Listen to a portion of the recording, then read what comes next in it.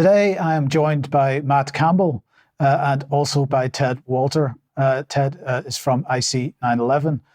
But let's bring Matt on screen first. Welcome to the program, Matt.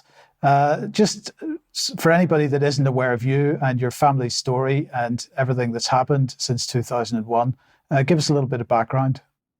Yeah, thanks, Mike. I live in the UK in near Brighton, and my brother Geoff was killed on 9/11. He was on the 106th floor of the North Tower, and he had an inquest in the UK back in 2013. Had to have it by law because his remains were repatriated from the US to the UK. And I wasn't happy with the kind of going through the motions, rubber stamp, cut and paste of the events of how the 9/11 Commission saw that day. And since then, I've been trying to get my brother's inquest reopened, and there's a well-trodden path where you petition the Attorney General down the 1988 Coroners Act route, and through either insufficiency of inquiry or new evidence, which we have abundance of, which we can go into. Yeah. We've been trying to get his inquest reopened, but seem to be blocked at every stage by the various authorities in the UK. Okay, well, thank you for that, Matt. And Ted, just tell us a little bit about you and why you're involved in this. Yeah, hi, Mike. Thanks for having us. I've been working on the issue of 9/11 for close to 20 years, and I met Matt over the past 10 years. And around 2018, Matt and I started working more closely together on this project of trying to reopen his brother's inquest.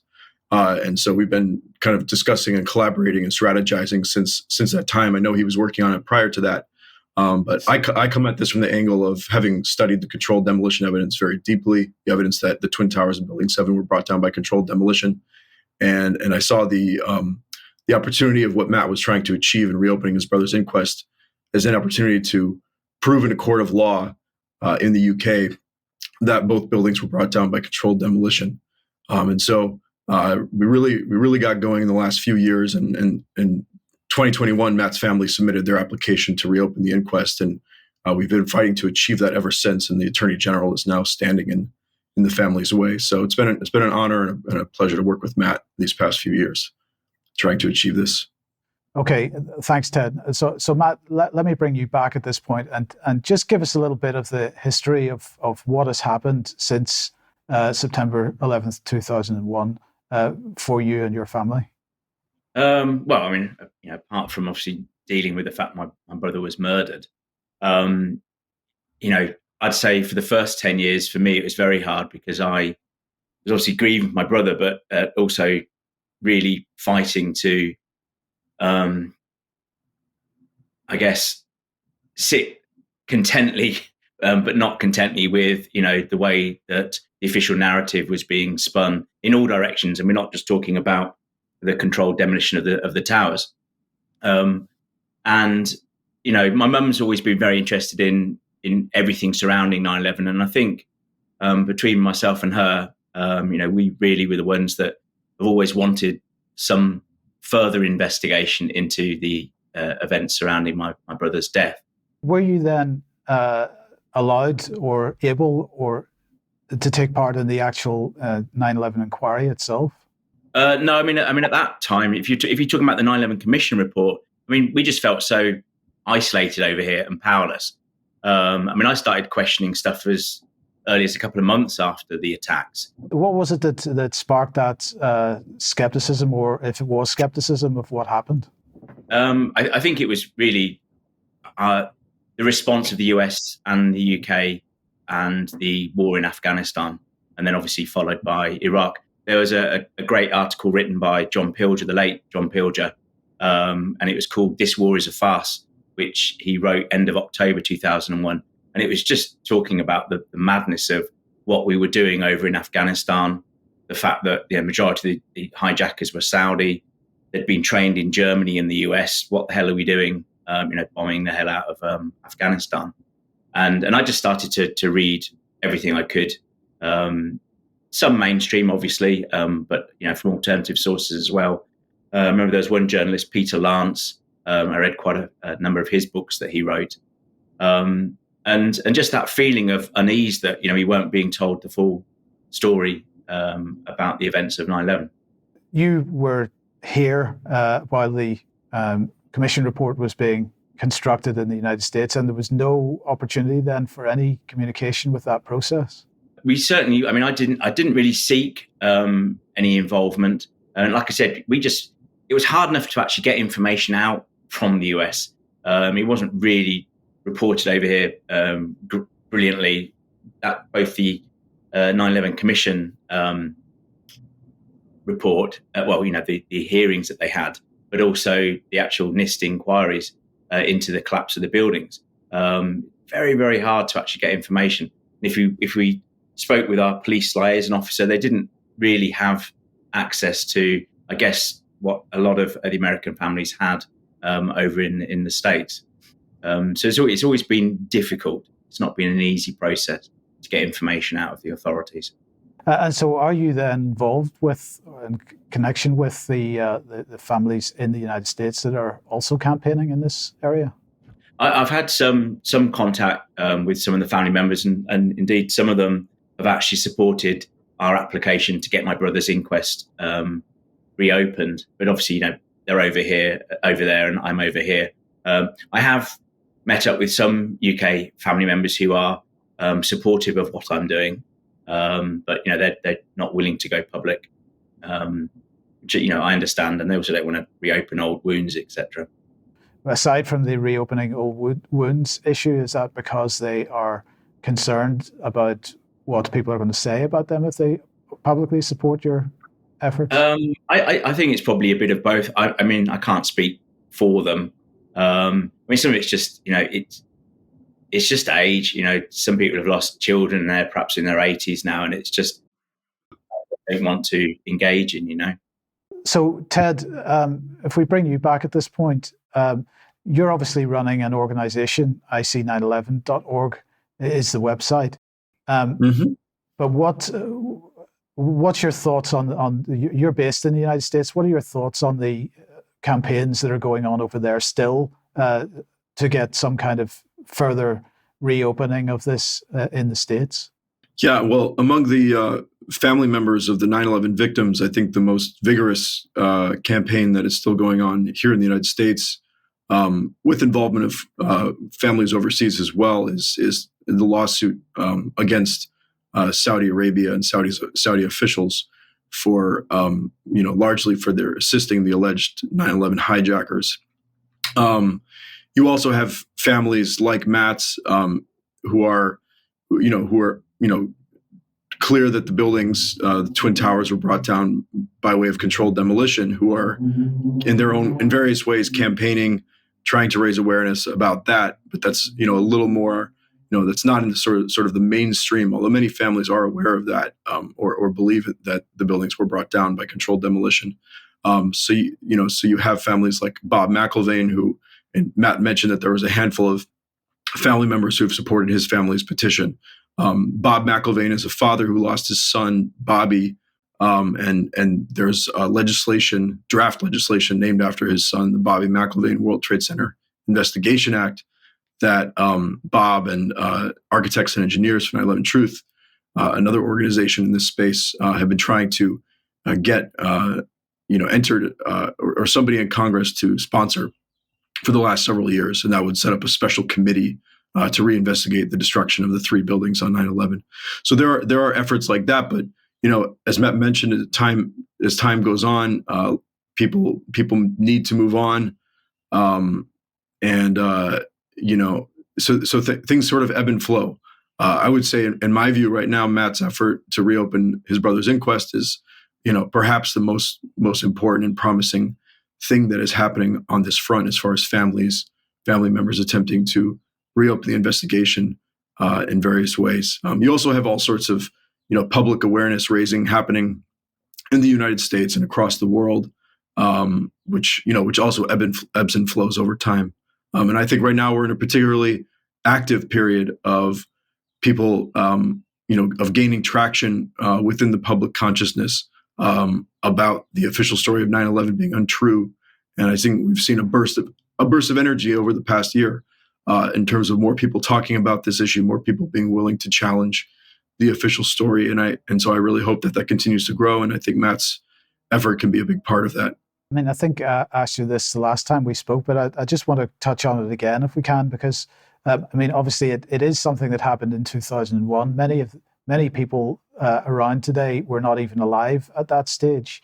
What kind of engagement is there with people that won't remember the day itself?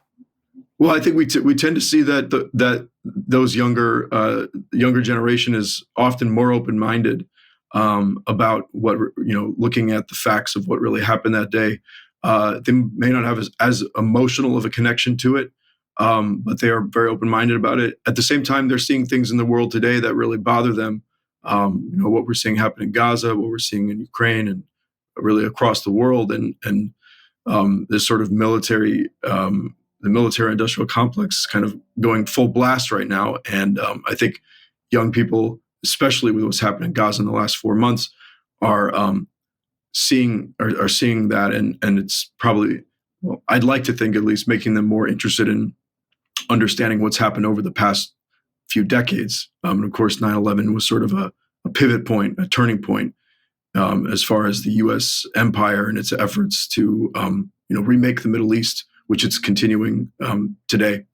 So yeah, I see a lot of open-mindedness from younger people, even though not as emotional of a connection.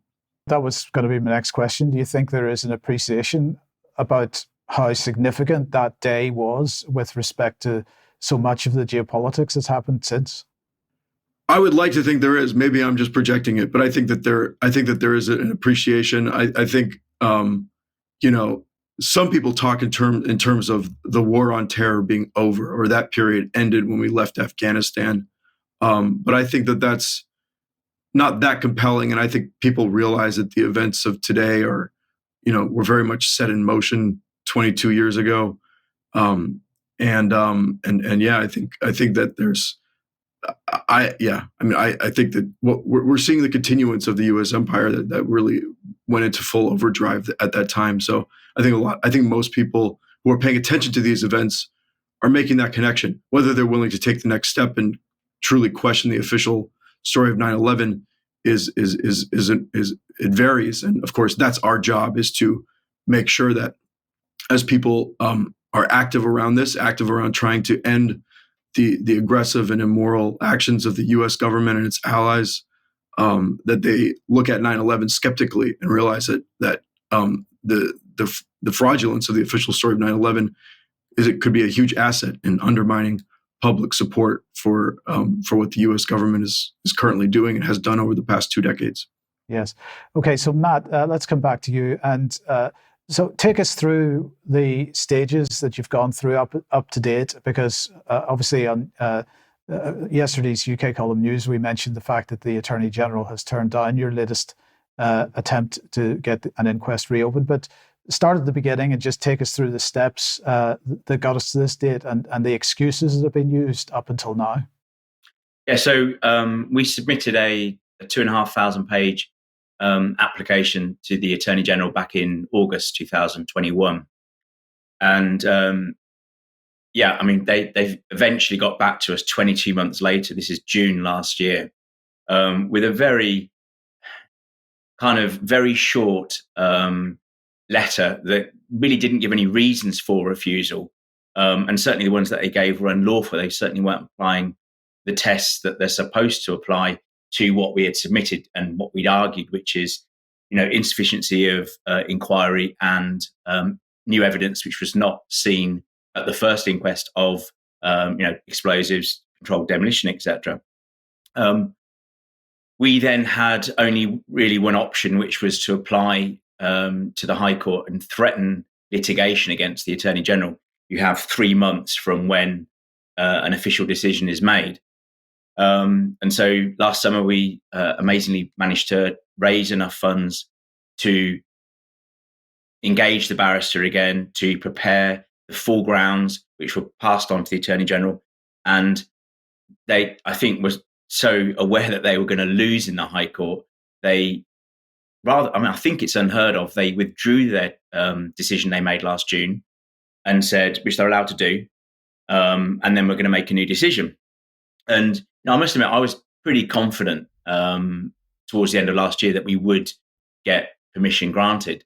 And anyway, they came back beginning of this year with yet another refusal, similar but different. And I'd say different in they're not better arguments. They're just making more arguments without actually making arguments as to why they've refused our request to reopen my brother's inquest. I mean, Ted can go over in a bit more detail because he's a bit more up on the legal stuff, but it's just frustrating. They haven't given any good reason as to why my brother's inquest can't be reopened. It's lawfare at its best. So we're now in this position again, whereby, and this I think would be the final time. Again, we have to try and apply for judicial review in the High Court, threaten litigation against the Attorney General, and if necessary, take it into the High Court, and I think is where we'll win. They don't have a leg to stand on with their arguments. It's more of the same, and so for all the reasons that they obviously backed down last year, I think they're going to back down again. They're just doing that usual thing in lawfare, which is they're trying to exhaust you time-wise, effort-wise, energy, and obviously most importantly, money. And frankly, it's disgusting. Yes, indeed. And assuming that an inquest eventually does happen, what are you expecting from that? What kind of process would that be? Well, I mean, I think we've kind of estimated it'd be sort of a 2 to 4 week process in court, because there's a lot of evidence to go over. I mean, I would hope that, obviously by this stage, the original inquest has been quashed. So it's open, it's an open court. And so it's for the coroner to look at our evidence. We would hopefully have our experts either in person or, online, our eyewitness testimony, witnesses actually appearing in court and making the case for them to look at what evidence is out there that, actually explosives were used to bring down those towers. And it wasn't just the plane impact and fires that did that, which obviously has, massive ramifications for the kind of what that's going to lead to, should that verdict be decided. So, Ted, where would you hope that this did lead to if such a verdict was arrived at?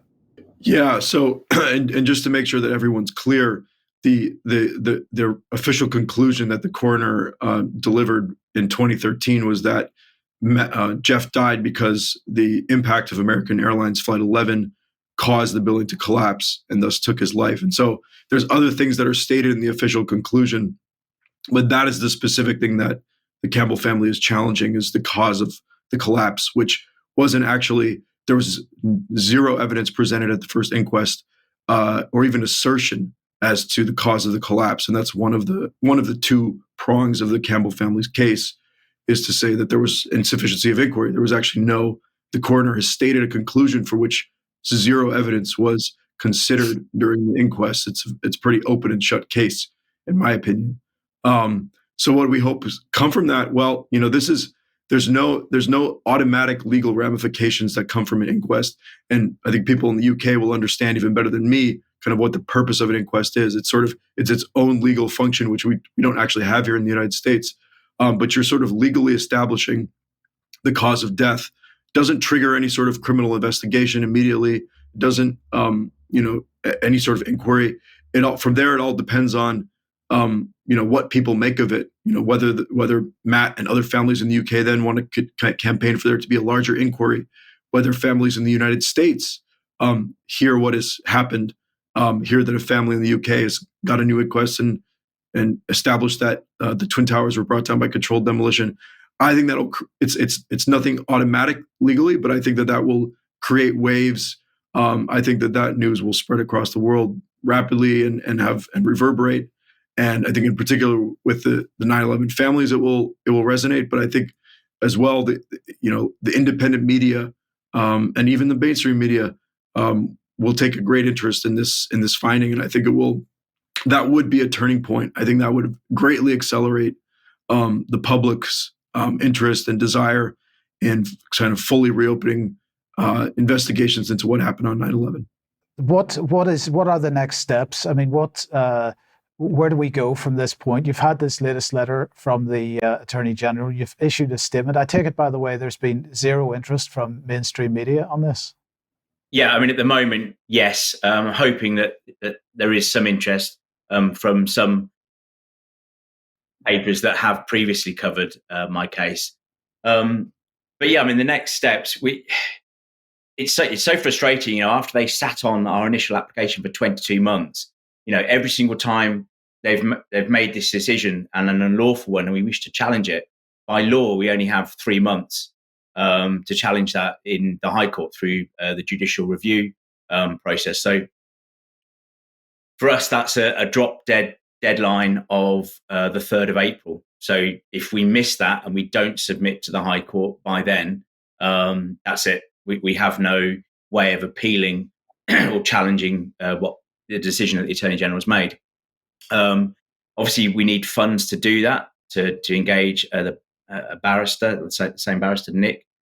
And we need those funds by the March 1st, which will give him enough time to do what he needs to do to prepare the grounds for us to go through that process again, to threaten litigation with the Attorney General. So right now we're in the middle of trying to raise significant funds so that we can actually challenge again the unlawful decision, irrational decision that the Attorney General has made. And I mean, does the possibility of a general election around that same time, does that cause problems, or does this process happen no matter who the Attorney General happens to be? Yeah, I mean, even though obviously it's an MP who's the current Attorney General, and it doesn't affect our timeframes or what we have to do. We still have to work within those timeframes that are set in stone, regardless of what's coming down the right. pipe. So there's no opportunity just to wait for a change of government and see what the next one does. No.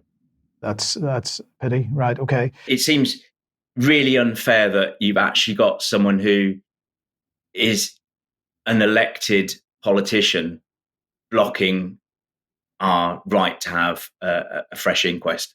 It just seems inherently wrong. Whichever party, I don't care. It just seems wrong that they have this power. And that's why I think it's really important that we have something independent, as far as it can be independent, through the court system to actually challenge their unlawful decision. They shouldn't be able to get away with it. Yeah, Ted, did you have something you wanted to add there? Well, just to add on to first what Matt was saying just now, I think that to me, as an outsider, this idea that the Attorney General has so much power, somebody who's an MP has this legal function and is, singularly decide whether or not to grant the family the authority to apply to the High Court for a new inquest, is mind-boggling to me. I don't understand why the law would not simply be that the family applies directly to the High Court, which has, I think, a greater responsibility to, interpret the law correctly and rule in a non-political way. So that's mind-boggling to me, but that's what it is. I see in many other facets, the Attorney General for England and Wales has this type of authority. I was going to say, once this process runs its course, and hopefully we get to the end that we want to get to, and I remain optimistic that we will. I think you always have to look at other be creative, and if we end up not prevailing, look at what opportunity is there to try this again if there's a more favorable administration. One of the reasons why this took so long, or even though I started discussing with Matt seriously back in 2018, was that we were waiting and thinking that Jeremy Corbyn might be elected into power during that period of sort of 2018 to 2020. And obviously, I don't know the British politics that well, but that was our sense. Our sense was that the Corbyn administration would be much more favorable to this application. And so we were sort of waiting. And then that didn't materialize. So we said, okay, let's go ahead with it. We don't want to wait too long here. Sorry, I'm trying to block the light up behind me. But so if this ends up being denied by the courts, but there happens to be a more favorable administration in the future, I think it should be explored again. And I don't know what the law says about just trying the same thing again, but I think you have to, at a certain point, maybe you grow tired, but I think you have to keep being creative and looking for new opportunities if this effort doesn't pan out the way we hope. Look, Ted, I'm going to have to raise this point because there'll be many people will ask about this whenever they see this program, and that is with respect to the controlled demolition issue.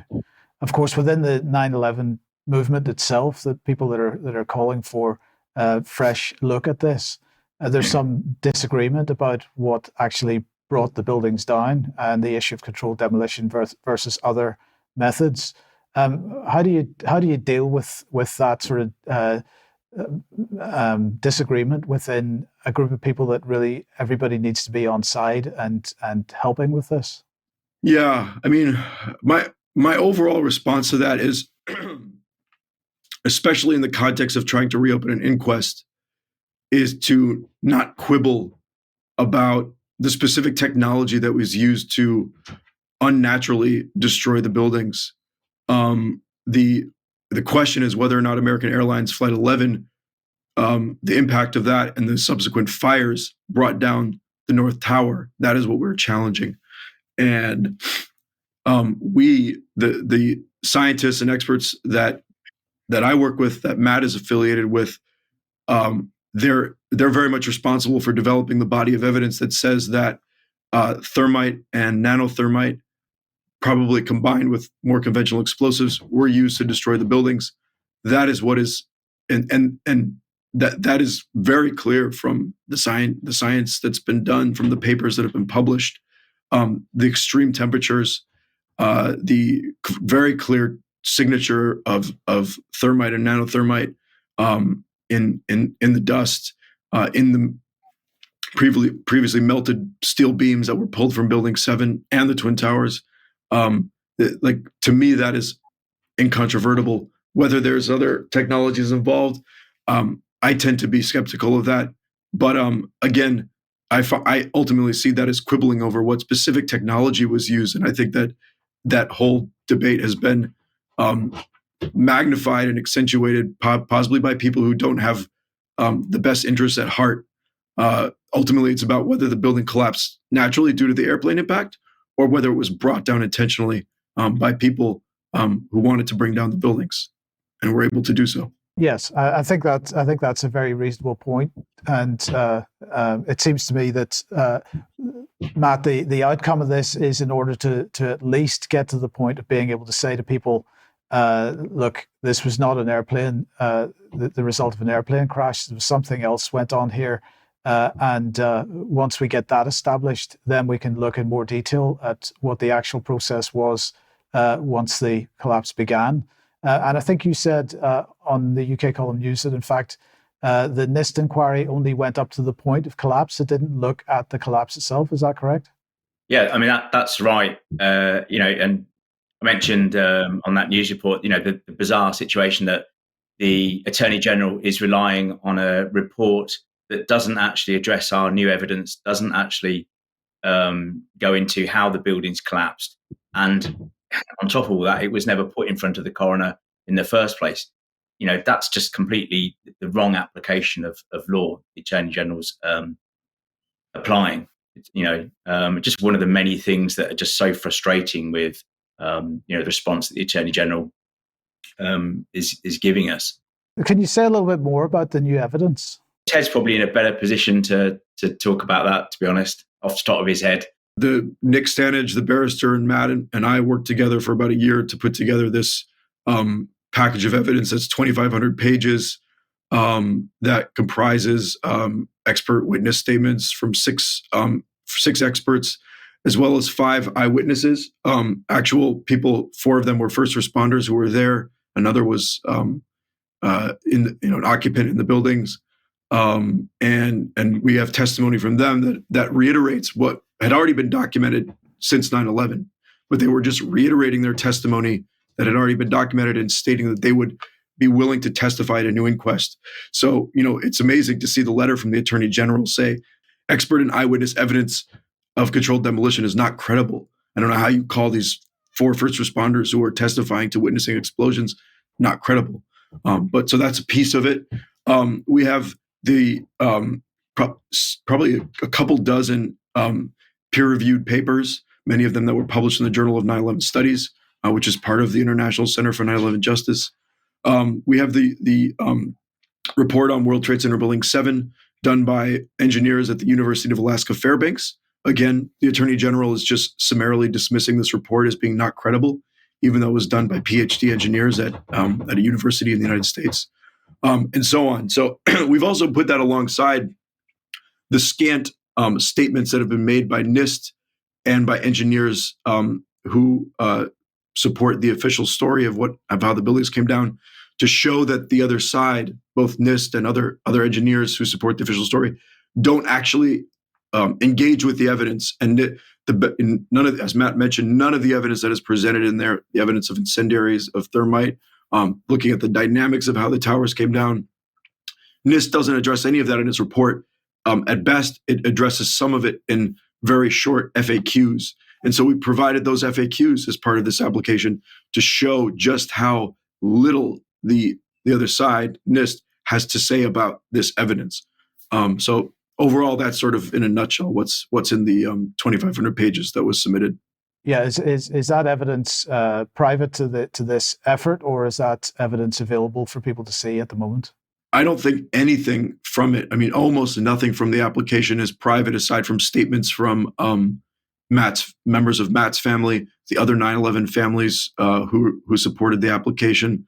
But most of the documents, the evidence itself, is all publicly available evidence out there. The application itself, we have not publicly disclosed.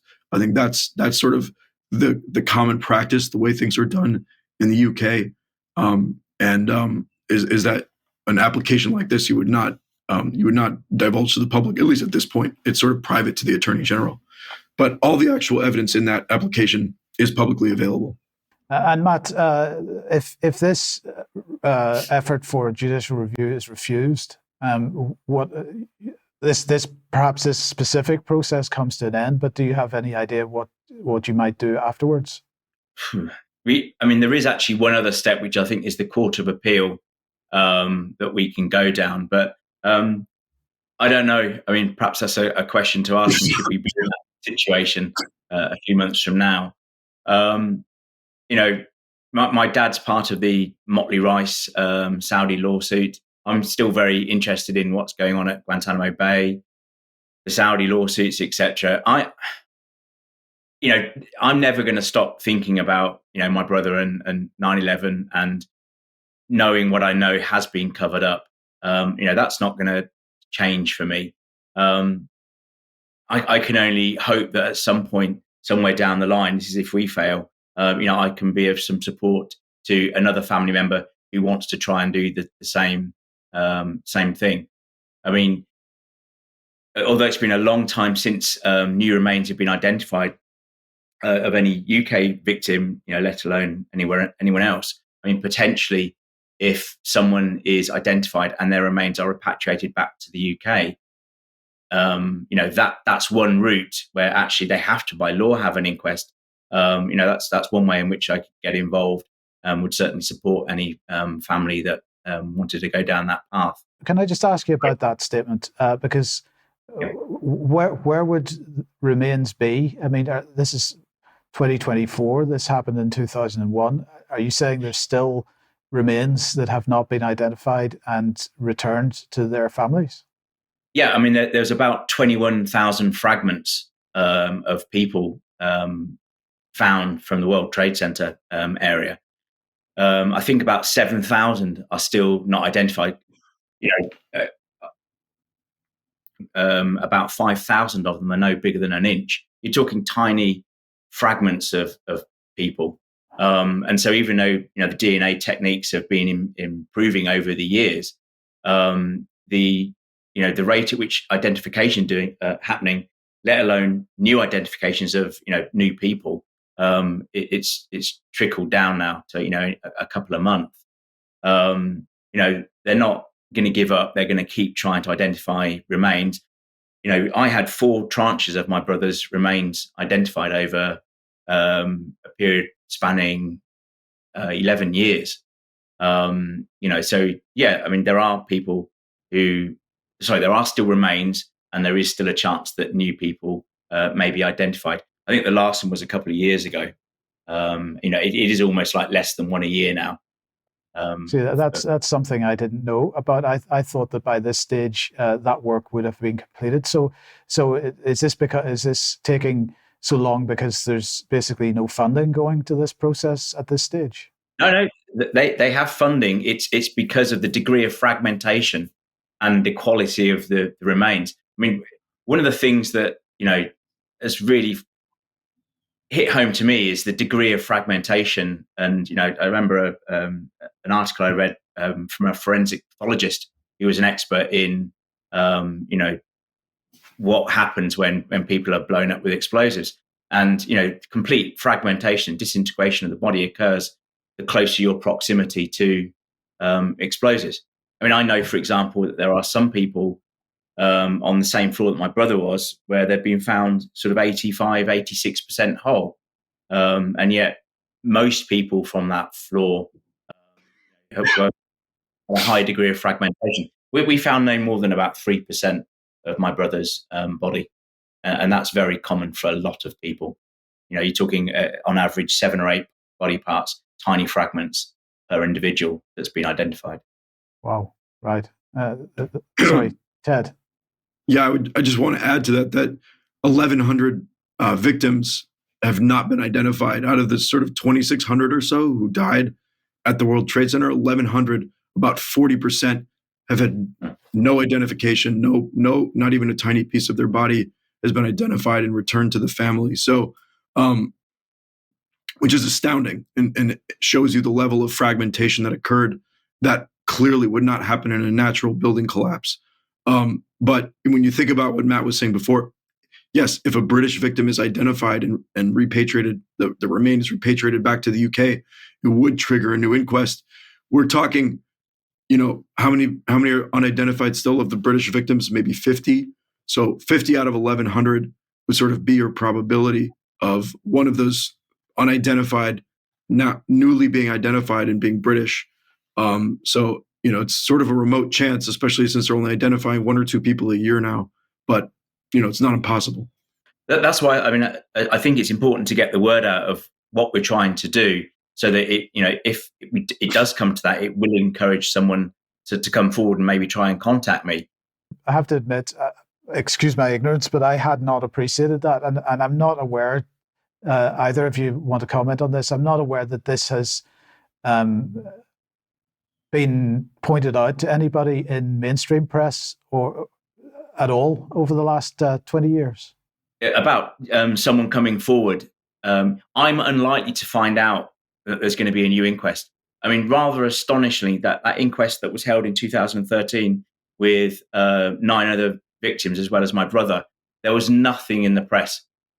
It was the largest terrorist attack on British people abroad in living memory, and this was the official inquest into their death. There was nothing reported whatsoever in any newspaper. In your search today, you'll find nothing about that 2013 inquest. So one of my concerns is not finding out that someone actually has had further remains remains identified and repatriated. And I'm no longer in contact with the police liaison officers. They kind of withdrew that facility about 5-10 years ago. So I don't know through them, if someone does get identified in the UK and repatriated back. Mike, I was wondering if you were just speaking to, you were surprised to hear about the number of people still unidentified? Yes, because I've followed this story from the beginning, not in the same kind of depth as either of you, of course, but I have followed this story, of course, since it happened, and I'm afraid that fact has completely gone over my head. But my point here is that I haven't seen anything in any kind of mainstream press that's even going near this topic. Yeah. What you will see is it's about 1 or 2 people a year are identified. and one or two victims. And the media in the U.S., small sort of like local news outlet will say, "Oh, another victim was identified," maybe on ABC News, which nobody actually goes to their ABC News' website. So it's like here, it's there, it's documented, but there's no discussion of it. And the article just assumes that it's pretty normal that there would be 1,100 people that still haven't been identified, and we've just identified a new one, and there's no deep thought into the causation of what would actually cause so many people, their bodies to essentially be pulverized, and vaporized. So yeah, it's kind of astounding, and that more attention is, and I think more attention is not given to it because of the implications, because it is yet another, clear indication of what really happened, of what really brought down the towers. Yeah, and I mean, Matt, I appreciate you say that it is still funded, but it seems to me with 1,100 people still not identified, it's not funded enough, and it should be a heck of a lot more than 2 people a year being identified. But anyway, look, let's leave it here, Matt. You said earlier you're needing to raise some funds for the next step. Just tell us how people can help with that. Yeah, so I mean, we have a crazy target of trying to raise £60,000 by the first week in March. We're doing it through a crowdfunder, a UK website. But the easiest way of getting there is if you go on Ted's website, ic911.org. You'll see there's a link to the inquest and the crowdfunder appeal. And I mean, last year when we went through this process, it almost came down to the wire. I think, 7-8 days before our deadline came up, we managed to raise the funds. So I'm still optimistic that we're going to reach the target. Because, if we don't, like I said, the cutoff point, that's it. There's no way back for us in order to get this evidence of controlled demolition into a court of law.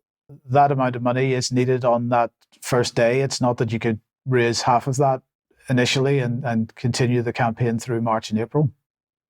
No, I mean, it's because we engage the barrister through direct access. You have to pay them in advance up front for a set piece of work.